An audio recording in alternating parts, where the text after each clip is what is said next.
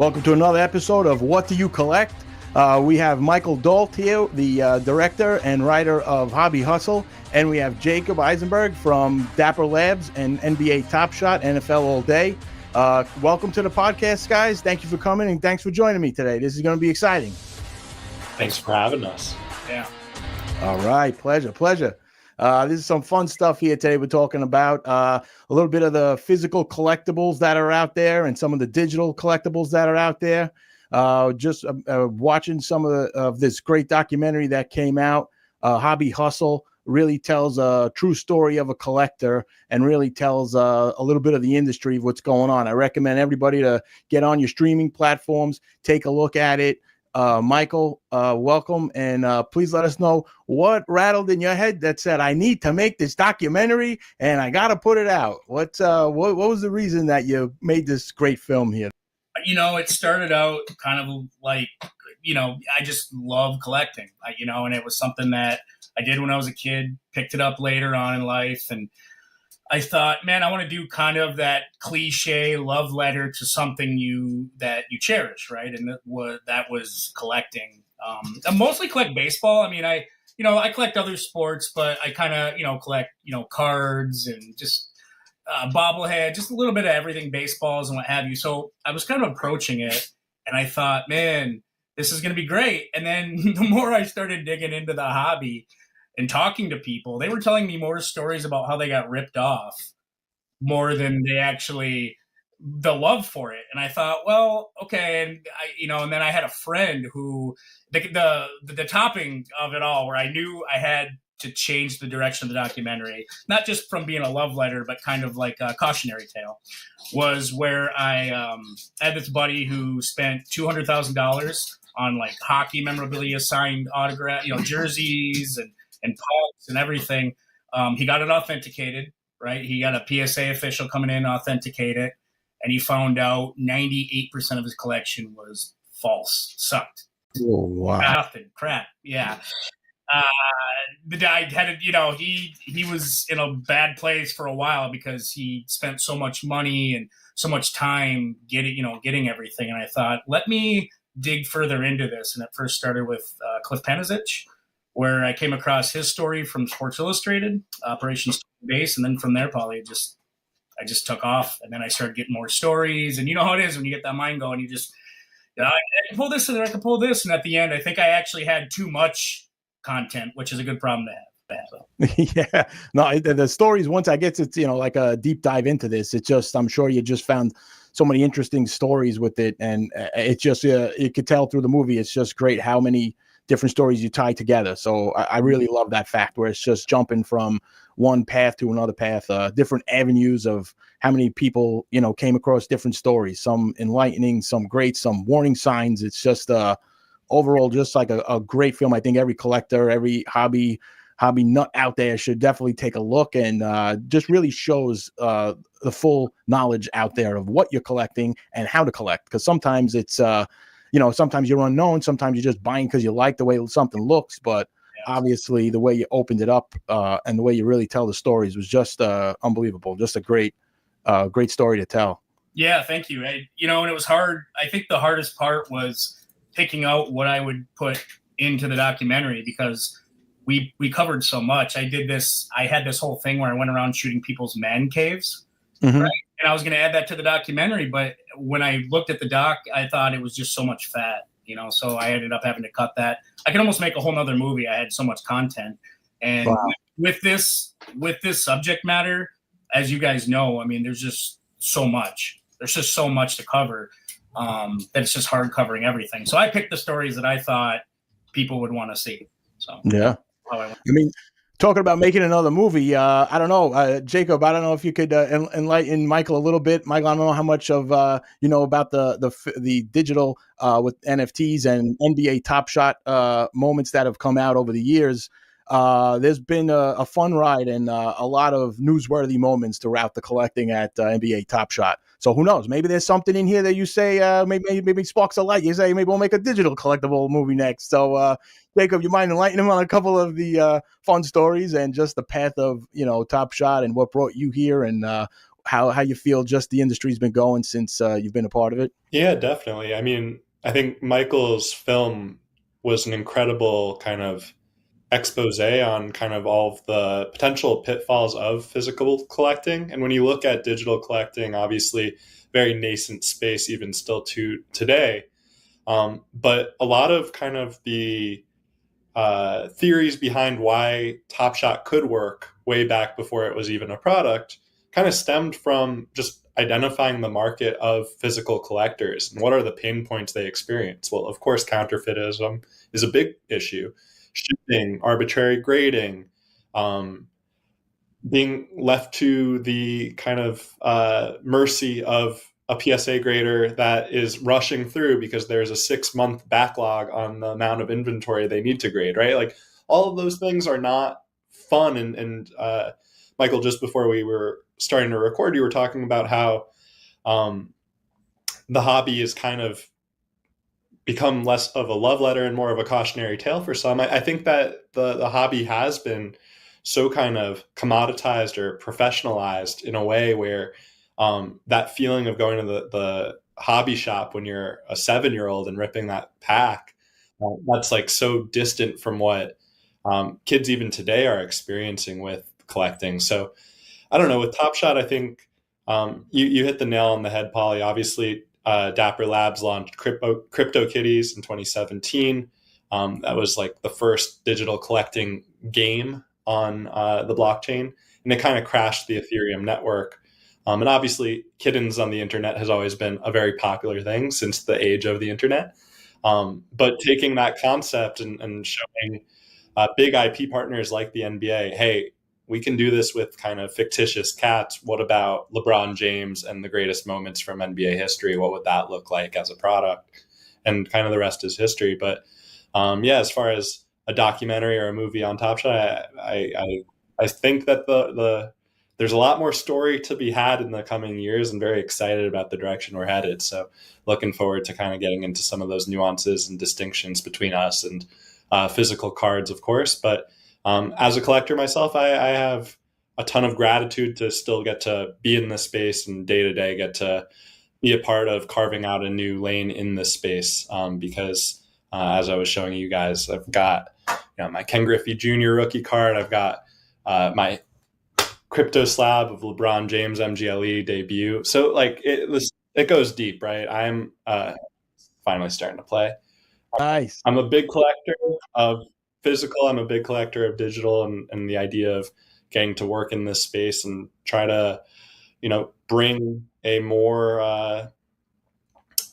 or bring a modern approach to how people can collect, knowing all the pitfalls that are out there is something I'm really excited about.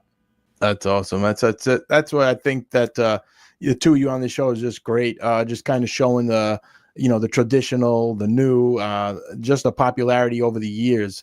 Definitely over the last couple of years. As you're saying, the CryptoKitties boom. I remember working for news at the time, and that was a hot topic that came out, and it just kind of sparked. To me, it was the first that I learned about the NFT community and just exactly what they were and these kinds of collectibles, and bring me back to collecting physical. And as I collected some physical items through, all through my life, it was just something, seeing that this digital aspect was, something new, something different.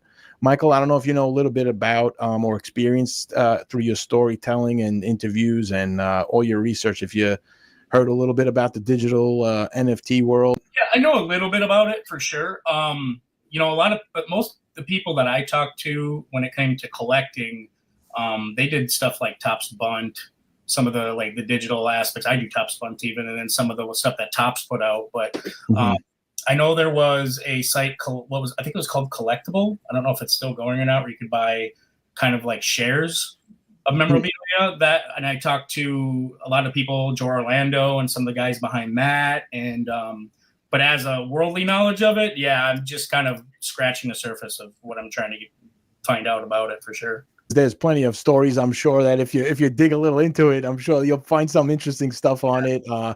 Definitely some great stuff that comes along with collecting.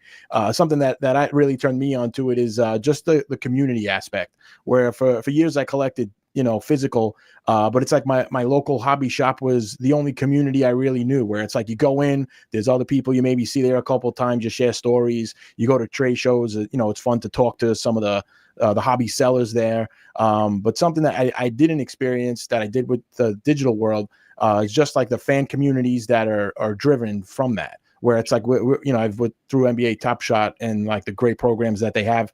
And I was able to go to games. I was able to go to events where it's watch parties, IRL, in real life events with the same crew that you're collecting with is now in the real world, where it's like, I just love that, because when you get there, you really find that, a lot of people are just true collectors and they have physical on top of the digital, and they've been like, it's just great to hear those stories. And I just love to see the two worlds coming together. It's just something that I think really just heightens collecting altogether. It's something for the future. It's I wonder where this is going to lead us, as the two become larger and larger over the years. I guess as far as like from the last 3-4 years, there's been, the boom since the COVID time. Have you noticed a big change through that? Yeah, I think that no secret, right? 2020, 2021 was kind of like this perfect storm of a lot of things happening at once. A lot of people being kind of pent up at home, trying to avoid COVID, and a little bit bored, looking for new hobbies and new ways to spend money. So I think obviously that was not exclusive to digital. That happened in physical as well. And we saw kind of within a 6-month span, crazy recorded sales, record sales on both the physical side. And then obviously Top Shot launched right into this market that was heating up extremely warm. So we got to a point where Terry Rozier base set cards, base set moments were going for $80 a pop, all off of this speculation that like the ride will never end. I think certainly the big difference, I think now kind of having been in the space for 4 or 5 years, is that transparency that distinguishes Top Shot and digital in general as a real asset for collector confidence. It also kind of can work the other way, right? For two main reasons. I think in physical, prices and price trends are very much obfuscated. You really have to do your research to see what is the trajectory on a card. And the reports on those trajectories are seldom, right? They come out annually, and you have to really know what you're looking for. Whereas with Top Shot, it's kind of smack dab right in your face every single day if you're looking for it. And there are obviously a bunch of different sites just using lowest ask to be able to identify account valuations and all that good stuff. But certainly on the other side of it as well, when it comes to physical cards, there's the idea of the chase, or like the relentless pursuit of that grail that you're looking for. And we're talking about it a little bit earlier, like going to a card show might be your only opportunity for the year to be able to find that moment or find that card. Whereas with Top Shot, you'll always have a way to monitor like the price trajectory on it. So those things have been really interesting kind of takeaways. I certainly think like if you look at the spectrum of the space in the last 4 or 5 years, Top Shot and physical have really kind of moved in parallel, right? When it's gotten hot, they've gotten hot together. When it's gotten cold, it's gotten cold together. And on a more micro basis, you certainly see select players going up and down over that 4 or 5 year stretch. Zion Williamson, a very good example of someone whose market couldn't have been hotter in 2021.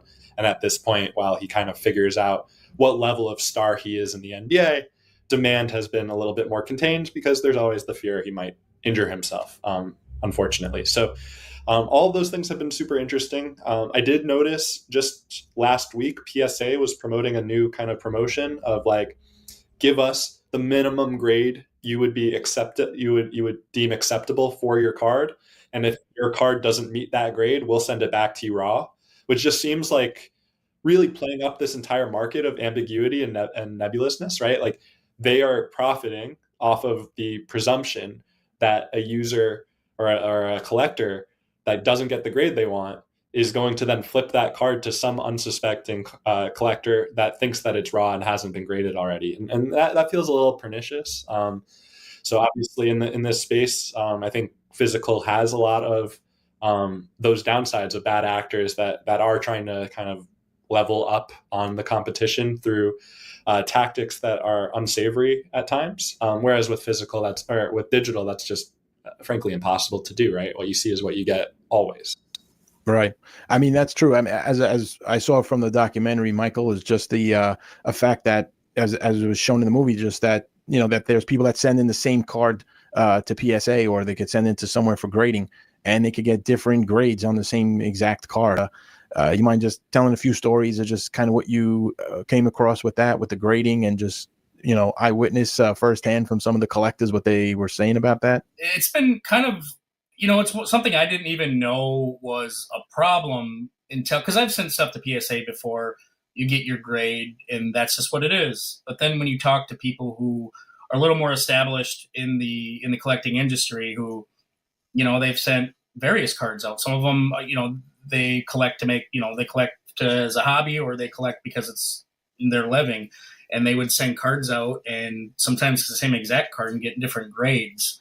And that's something I dug pretty deep into, and I tried to go as far as I can, because the top grader obviously is PSA. So I tried hard to get in there, and at first they were playing nice, and because I wanted everything. I wanted not only the history of the company, all the good stuff, but I wanted to show some of the bad stuff of the industry, which they didn't like. And at the time, Joe Orlando was the CEO there, and once he knew that there would be negative light on some of the things I was talking about, they stopped talking to me altogether. They just didn't want because I did raise the questions that, how come there are certain cards that are they're the exact same card, but one's graded different than the other. You know what I mean? And it's not just those stories. I mean, you hear stuff all the time. I mean, and if you look, and I say it in the documentary, where they do the eye test, and I understand the eye test is huge. I understand that, but there has to be a little bit more that kind of goes behind it, and we don't know. That's another thing too. When PSA is grading your card, you don't know the person grading your card. I mean, they don't. You don't know their credentials. You don't know very much anything.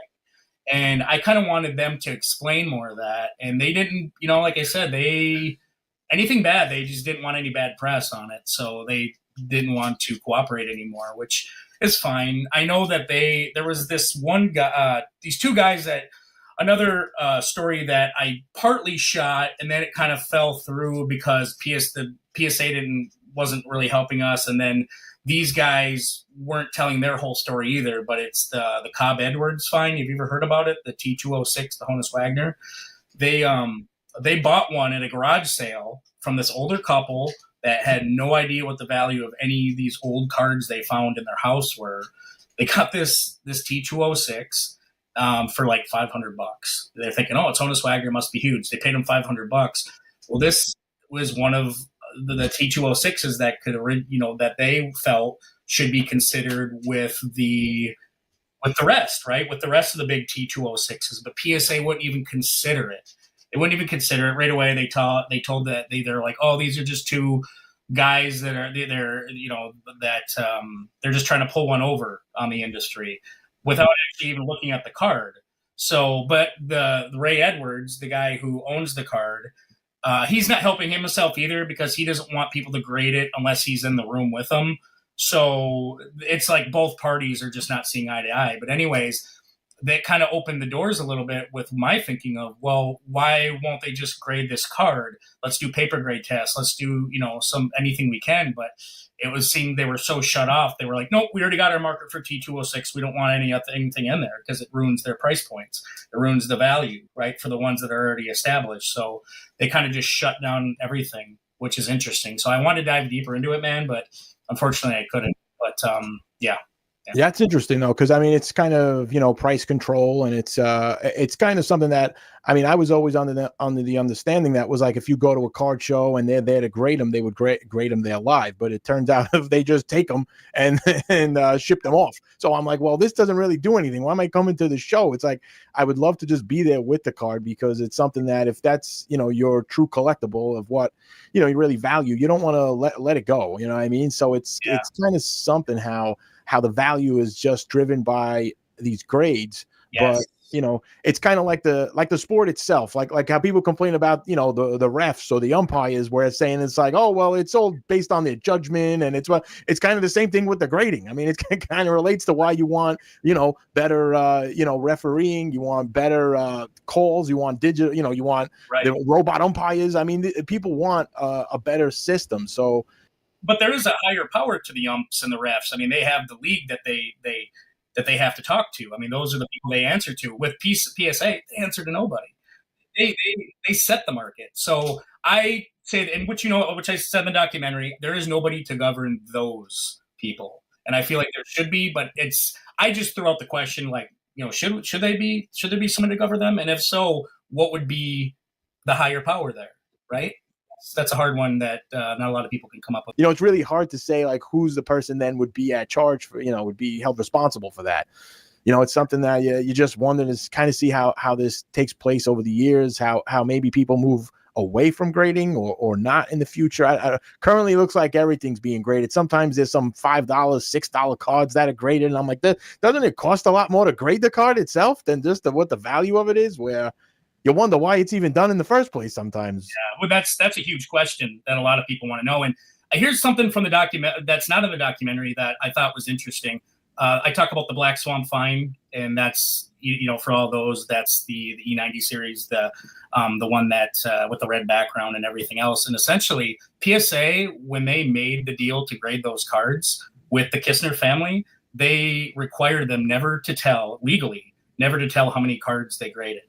Wow. I always thought that was kind of weird. Yeah.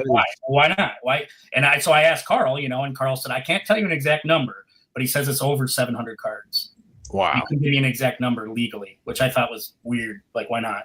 So. Wow. Yeah, that is strange. I mean, you wonder what exactly the reasonings for some things are, but as it comes down to the collector, the collector wants what they want. It's kind of, if they want that 10, they're going to pay for that 10. Whether or not they think it is, they're going to believe it is. Just like what do you think about the digital and say, like, what I know the NBA licensed video clips and highlights and moments of the players.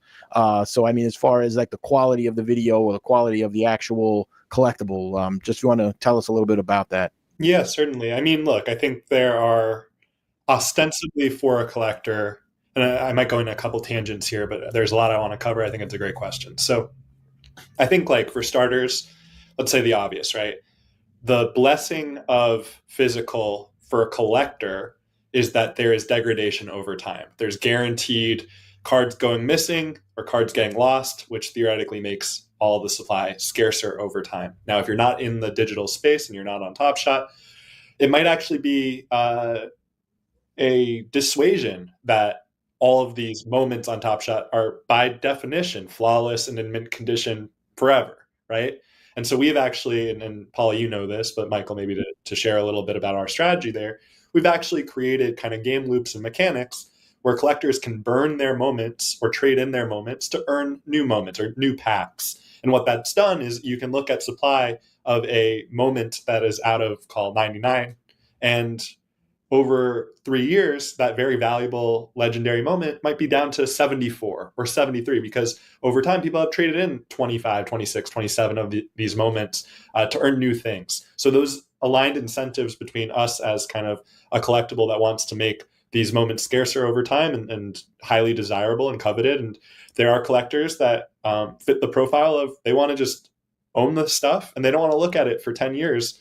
And they just want to trust that, hey, by me just sitting on it, it's getting more interesting over time. And then there are a lot of collectors that want to grind and kind of play the trade-in game and constantly rearrange what's in their collection. And they're doing the work that is benefiting the collectors that are just holding on to their assets and keeping them in storage for a long while. So there is that element of it. But I think a lot of the things you were talking about, Michael, around just kind of the thriving in ambiguity or the haziness of kind of why don't they want to share an exact number of Black Swan, whatever it may be. I think that's just like why I'm so bullish on digital long term. Like it seems so obvious to me that these pieces of transparency are going to win out, because as our society becomes more and more, I think, weary of institutions and wanting to have kind of proof The blockchain is a great equalizer there. Now, I will say this: like, I don't want this conversation to be all negative about physical. I think we're all massive fanatics of physical, no pun intended, and we love our collections. So one of the things I think that physical does a lot better than digital today, or at least we can look to and aspire to be, is they have legacy, and they've created brands that have consistency year over year for decades. And that is something that we, as we continue to grow and iterate and try to become the finished product of what we know we can become, we have made adjustments on set designs year over year, or we have made adjustments on even just mint counts of a set year to year. So as we kind of get a better understanding of what our community craves and seeks, they want predictability, they want deterministic results. They want to know if I put in X amount of time and effort and money, then I can expect X, Y, and Z back in terms of the packs I have access to, or the leaderboard rewards via competition. And all of that, I think, is like, we have all of the tools kind of at our disposal to create the levers and make it possible. And now it's just up to us to kind of provide that framework, that clarity, and allow our collectors to be able to pursue any collection style that they wish with confidence that they are going to be able to see the fruits of their labor, be it putting together an awesome collection that they can organize themselves in their profile, or be able to win next week's fast break where the grand prize might be a Kia Telluride, or anything in between, right? For real, yep, that's for sure. I mean, that's some of the fun stuff too. I mean, that I've enjoyed with the daily fast breaks, and it's just kind of challenges. It's like daily fantasy, but you use your collection to play along, and you could win prizes as far as packs and moments, and like they said, merchandise. A Kia Telluride at one point during the All-Star break. That was definitely something as a highlight. It's just something that is kind of becoming more of an experience, as far as physical and digital. It's just creating these trade shows as well for physical. I've been seeing, the Fanatics Fan Fest event in New York City. Last year was the first year for that. This year it's happening again, and it's just like a ton of a huge trade show with just a ton of different celebrities, sports stars, as everyone comes to kind of trade and show their collections and buy collectibles. It's just really growing. It's something that, Michael, a little bit maybe to what you kind of been seeing from the people you've been talking to, you think this industry has been reaching the younger generation the way it should? The older generation is just into it more. Where do you kind of see the future of this going lately? Yeah, I mean, the future, I think, is bright, really. I mean, aside for all the negative stuff that, I have talked about and that I've shown in the documentary, I think at its core, and kind of a testament with Jacob and what you were talking about, I mean, people like the experience. They like, certain things that make them feel good about like a certain player or team. And I think with Fanatics, I'm a big Fanatics fan. I think with them at first, when they bought up Tops and everything, I thought, oh man, this isn't good. But kind of talking to a lot of the higher ups there and seeing what they have in store for the future, I think is going to be huge. And I think for them, it starts with kids, right? I mean, at its core, it starts with kids, and it spreads out obviously to us adults and who maybe take it beyond that sometimes. But I think at its core, it's always going to be for the kids. It's going to be started by kids collecting. And and I think that's the love of it. But I also think too, they need to know the other side of the collecting too. But like I say in the documentary, there's things like vaults. I think you're going to be seeing a lot more of them in the future as well. Digital is obviously huge. I think that's something I don't like. I know Jacob said he was bullish to talk about the future of it lasting, or I think that's what you were saying, of it, how far beyond it goes. But I think it all comes to the experience of it. I know, like me, I do Tops Bunt. I'm a huge Tops Bunt guy, and the experience alone is good. Is the reason why I join it, and I got my nephew into it, right? And then my friend's son is into it now, and it's because you can play games with your collection. You can do so much more, and I think with digital, you can do a little bit more than you can with the physical aspects of the card, because the physical aspects of the card are like artifacts. Don't touch it. Don't put your damn mitts on it. Just look at it, gives it the thumbs up, right? But then, digital, you can do a little bit more with it. You can see it at will. I think that's the thing with digital. You can see it at will whenever you want. So I think, to answer your question in kind of a long form, I think it's always just going to keep growing and evolving, this industry for sure. Yeah, no, I mean, definitely. I think the way it's going, it's we actually had Josh Trout, who's a Topps artist, on a previous episode, and when he was mentioning too with Fanatics taking over Topps, he was really impressed by it, and he liked the fact that they really consult with the artists and ask their opinion on things. So it's nice kind of seeing the future laid out for physical and for digital, and to kind of say the right pieces are kind of forming. I think from what I've been seeing in the industry, just to say that if you make artists happy, you make collectors happy, you know, and you're making the company happy, and you know, you keep just that good feeling, that good vibe going with that. So it's also we also talked to Daniel Talato over at Dapper Labs. He was telling us a little bit about the aspects of creating, and for the digital art, it's really a process. Jacob, I'm sure if you're on your end, you know, what Daniel was explaining, just like the timelines and how many sets and how many designers that you guys have working to just keep that fresh feeling, because you know the design of the cards really speak to what the collectors want. You know, something comes out and it just hits the right, you know, feeling. What is kind of what you see as like your favorite set, or a set that really for Dapper is something that went well with collectors and for the company as well?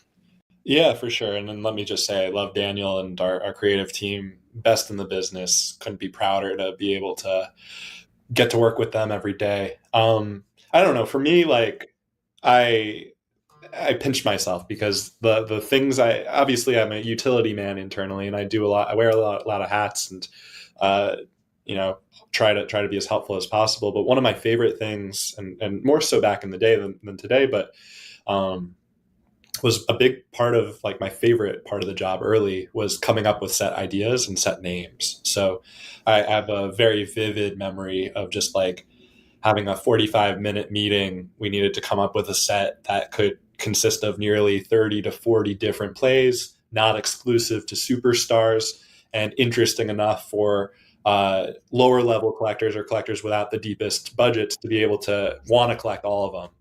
And I feel like if the meeting was 45 minutes, we were just kind of talking in circles for 43 minutes. And we felt urgency at the very end of the call. And I think I was like scrolling Twitter, just trying to get inspiration. And I saw like on this day, or like a memory of like, it's hard out here for a pimp from like the Oscars. And it was like about that movie, Hustle and Flow. And I'm like, Hustle and Flow. What about Hustle and Show? And sure enough, Hustle and Show is a set celebrating gritty hustle plays and flashy showmanship all on the court, and it's kind of divided in two. So that's always had a soft spot in my heart. And obviously we had a community kind of format of that called the Hustle and Showroom, where collectors that love those two kind of clashing identities or orthogonal kind of themes and collected them with pride. But no, over the years, I mean, I think one of the things that we've really gotten right and will, you know, bear the test of time and show as much is just around rookies and how we handle rookie scarcity, and just like comparing the hundreds of thousands of rookie Wemby cards that are still ungraded out there against the fewer than 5,000 total rookie mints of Wemby on Top Shot across all of the tiers. So I think rookie debut in particular was a very controversial one internally, where I was very passionate about the moment should come from their first game. The moment should be ideally their first bucket. If they don't score a bucket, their first box score stat. Over the years, we've certainly cut it close with a few, right? LaMelo Ball's first assist, not the most special highlight you'll ever see, but in its own way, kind of a special memory for the Top Shot community. And certainly there have been some other weird edge cases. Quentin Grimes stands out as a guy that got 40 seconds of garbage time in his NBA debut, didn't record a box score stat. So he actually didn't make it into the rookie debut set that year for the rules we set out. I think like when all is said and done, every NBA player is going to remember their first game. And so being able to commemorate the rookie debut with that first game, whether or not they have a big highlight, is, you know, it's something that distinguishes us and makes the set very special for those collectors. Mm-hmm. You know, after hearing you hustle and show as one of your favorites, I'm just thinking of a collab, maybe a little hobby hustle and show. Maybe the two of you guys get together and make our own special commemorative collectible. I don't know, just throwing it out there in case something sparks your interest. I think that's Jacob. I think that's so interesting when you were like telling us that, like coming up with like set name and the variations. Real quick, I don't know if I can just ask you a question, but Sure, how do you know like how many variations of something you're going to have? Like if you have, say, I don't know, whatever set you're going to bring, and then there's variations, like there's foil, there's chrome, there's this, there's that. I guess my question to you is, how do you know how many variations you're going to do, and why does there have to be so many variations of like one given card?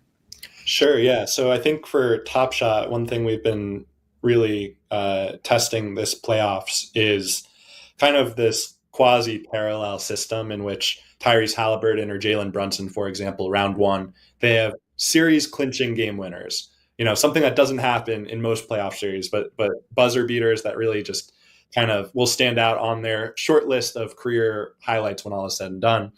And so those moments on Top Shot are actually available in the common tier, the rare tier, the legendary tier, and the ultimate tier. So 4 different tiers. The ultimates are limited to only 10 in existence.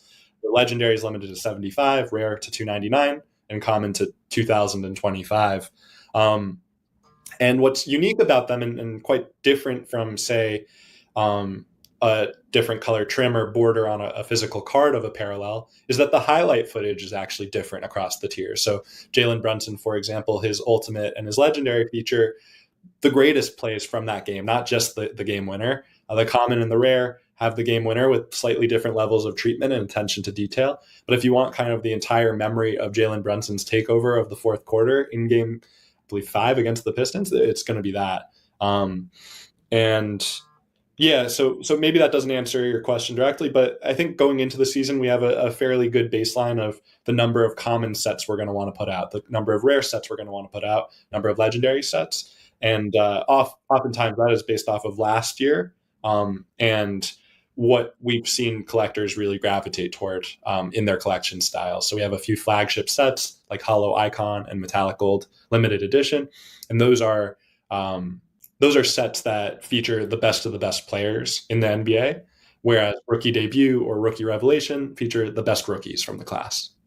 With the we were talking about the Rookie Debut, also, I mean, correlates well to the physical. We have the MLB debut patches. I know the Paul Skeens recently, took a record on how much that sold for. A little bit about that, Michael? Oh, I love them. One of the questions I asked everybody in the documentary was, when you get patches, when you get relics, like when you get the like game used jersey in this card or game used glove, they'll cut a piece of that. And I asked everybody who weren't in the industry, like just run-of-the-mill collectors, if they thought that was real, and most of them are like, no, I don't think that's real. Like, I'm not getting the real patch. I'm not getting the real whatever. But then I actually talked to the people who know it, and they're like, no, it definitely is real. I remember talking with A.J. Dillon of the Packers, and he goes, I hope it's real. He goes, because I have to give my jersey after, like, every so many games or whatever. I'll give my jersey to them, and then I know that they'll cut it up and put it into, like, cards and stuff. I'm like, really? He goes, yeah, I hope so. That's what they tell me. So I'm like, okay, I'll go with what you said. So I didn't add any of that to the documentary because I was like, it's like he debunked it already. But do I like it? Yeah, I love patches. One thing I love about all these companies, all these artists, that they're almost trying to one-up each other all the time, right? Panini's always trying to one-up, and the artists behind it, right? They're always just trying to one-up each other. And the art, it's so good for us, the consumer, where we sit back and we just like, we had the fruits of their labors we get to benefit from by having those cards and those special things. And that's one thing I've seen over the years, is just the art behind some of these cards that are just amazing, right? I mean, they're always trying to outdo the last thing they did. And to me, I'm just fascinated with it. I really am. Yeah. No, it's definitely great to see the creativity that's been coming with the physical, the digital world. Yes. it's something that I like to say. It's like, back in the day, I mean, you had your Rolex watches, I mean, setting the trend as this is the watch to get, where it's like, I feel like today, most of the people under 35, their thing is to get, an Apple Watch. You know what I mean? It's like the digital in a way has a mass appeal where it's like some collectors still want the Rolex. You know what I mean? It's just interesting just to see kind of both worlds coming together. It's like the physical and digital of both things are kind of interesting to see where we're going with that. But definitely a lot of interest too. I mean, Jacob, as far as, do you see similarities? Just kind of, I know you're a lot in the community and talking to the collectors as far as what they think the future is for both. Yeah, definitely. And I think to Michael's point, right, the one-upsmanship is good for the consumer, and it's good to innovate, right? We're in a space that I think craves innovation, and everything from the debut patch you were talking about to embellishing moments on Top Shot and adding kind of special effects long term. Like, all of that is going to be better for everyone. And this season we took a really important step forward, and we added audio across every tier on Top Shot. Whereas last season those were reserved for just the legendaries. And if you want to feel and relive a moment, let me just say, like, the ambient noise in the arena, the sneakers squeaking, the chants of defense in the crowd, all of that makes that moment that much richer. Yeah, no, for sure. That changes the game. I mean, really, when you think about it, because vintage has the feel stuff, right? The stuff you can feel, in the cards. You're like, oh, I can feel the fabric, I can do this. But digital, if you can hear like a soundbite or the sneakers like on the floor, like you were saying, dude, that like changes the game. I mean, I think that just like it brings the experience to the consumer. I think that's fascinating. And I think that's where they'll continue to evolve. After we finish this up here, I just want to ask you, Michael, your favorite team and your favorite player, NBA, NFL. Maybe I could send you a pack, get you some moments. Maybe take a look at the digital stuff. We could revisit it, see what you think, maybe, and get you set up with a little bit. What are some of your favorites currently in both of the leagues, the NFL and your NBA? Well, I'm a big Detroit guy. I mean, I love all Detroit teams. Of course, the Tigers, Lions, Red Wings, Pistons. I love all sports, but I think my favorite player in baseball is Mookie Betts. Like, nice. I love Mookie Betts. I just think, because I was a big Willie Mays fan. My dad grew up on Willie Mays. My grandpa would always talk about him, and I always was like, man, I never get to see Willie Mays play. But I thought, well, Mookie to me is like the closest thing, right? Because I watched a lot of his games live, and so I'm a big Mookie Betts collector. I like Nolan Arenado. I've been into him the last 5 years. In basketball, I mean, anything Detroit Pistons. We were a crap franchise. Suddenly we come up from the ashes. We're better now. Let's go. Yeah, Cade's the real deal. Yeah, Cade's good. Man, I didn't like him in the postseason. I think he needed to wake up a little bit. But man, the Knicks taught him something. I think he's going to come back stronger from it. But yeah, hockey, big hockey guy. I think in hockey, I kind of want to start collecting hockey cards. I haven't done it yet, but I've been looking more into it. And the art behind some of the cards I see all the time is just, I mean, it competes. It goes pretty hard. And then football, of course, the Lions. I mean, I love everything Lions. Grew up on Barry Sanders. And And I'll collect mostly anything. But baseball is my go-to. I think I'll collect anything in baseball, mostly cards. I won't get too many autographs unless I see somebody sign it in front of me. That's just ever since I made the documentary, I was kind of scarred from it, where I was like, wow, I don't know how much of my stuff's real. Signed.